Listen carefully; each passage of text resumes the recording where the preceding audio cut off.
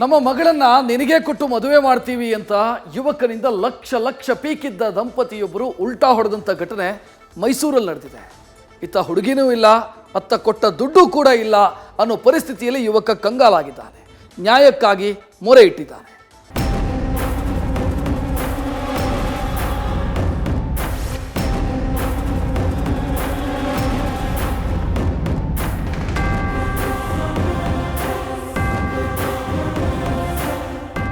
ವಿವಾಹ, ಲಗ್ನ, ಕಲ್ಯಾಣ ಹೀಗೆ ನಾನಾ ಹೆಸರಿನಿಂದ ಕರೆಯುವ ಮದುವೆ ಅನ್ನೋದು ಹೆಣ್ಣು ಗಂಡನ್ನ ಸೇರಿಸುವ ಅನುಬಂಧ.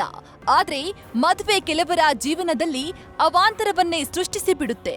ಇಲ್ಲೊಬ್ಬ ಯುವಕ ಚೆಲುವೆಯೊಬ್ಬಳನ್ನ ಮದುವೆಯಾಗಲು ಹೋಗಿ ಎಲ್ಲವನ್ನೂ ಕಳೆದುಕೊಂಡು ಬೀದಿಗೆ ಬಂದಿದ್ದಾನೆ.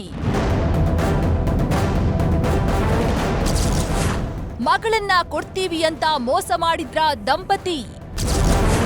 ಖತರ್ನಾಕ್ ಕುಟುಂಬದ ಕರಾಮತ್ತಿಗೆ ಯುವಕ ಕಂಗಾಲು. ಹೀಗೆ ಇನ್ನೋಸೆಂಟ್ ಆಗಿ ಕಾಣ್ತಿರುವ ಯುವಕನ ಹೆಸರು ಅಶೋಕ್.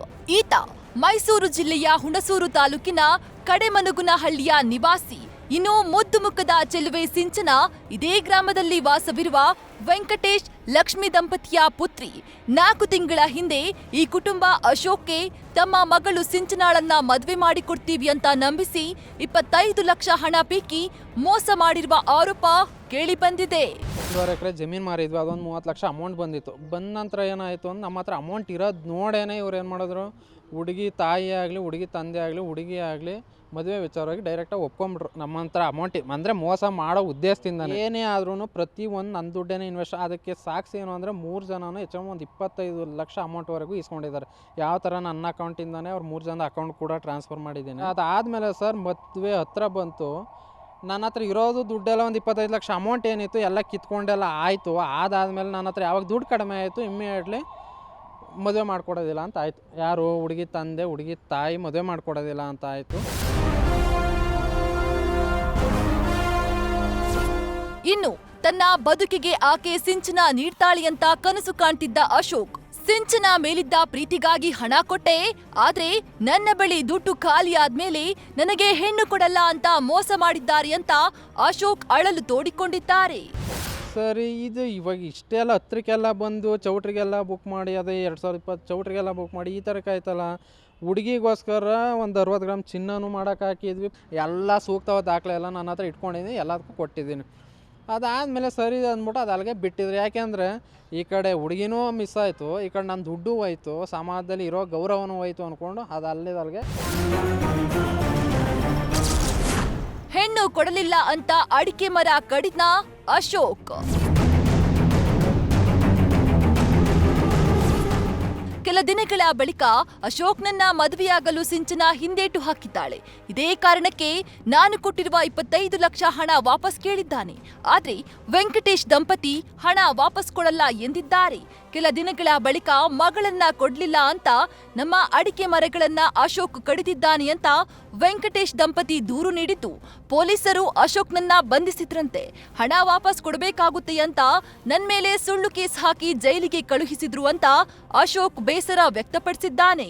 4 ತಿಂಗಳಿಗೆ ಅಡಿಕೆ ಮರ ಕಡಿದಿದ್ದಾನೆ ಅಂದ್ಬಿಟ್ಟು ಹುಣಸೂರು ಸ್ಟೇಷನಲ್ಲಿ ನನ್ನ ಮೇಲೆ ಒಂದು ಕಂಪ್ಲೇಂಟ್ ಮಾಡಿದ್ರು. ಏನಂತ, ಹುಡುಗಿ ಬಂದು ಕೇಳ್ದ ಮದುವೆ ಮಾಡ್ಕೊಡೋದಿಲ್ಲ ಅಂದ್ವಿ, ಅದಕ್ಕೋಸ್ಕರ ಅಡಿಕೆ ಮರ ಕಡ್ದಿದ್ದಾನೆ ಅಂತ. ಬಟ್ ಸತ್ಯಾಸತ್ಯತೆ ಸರ್ ಅದು ಅವರೇ ಮಾಡ್ಕೊಂಡಿದ್ದಾರೆ. ಏನು ಅದರಲ್ಲಿ 850 ಮರ, ಅದೇ ಮನೆ ಅದೇ ತೋಟ, 850 ಮರ ಅಂತೇಳಿ ಪೊಲೀಸ್ನವ್ರು ಲೆಕ್ಕ ಅವ್ರಿಗೆಲ್ಲ ಪ್ರತಿಯೊಂದು ಗೊತ್ತು ಎಷ್ಟು ಮರಗಳು ಹೋಗಿದೆ ಅಂತ.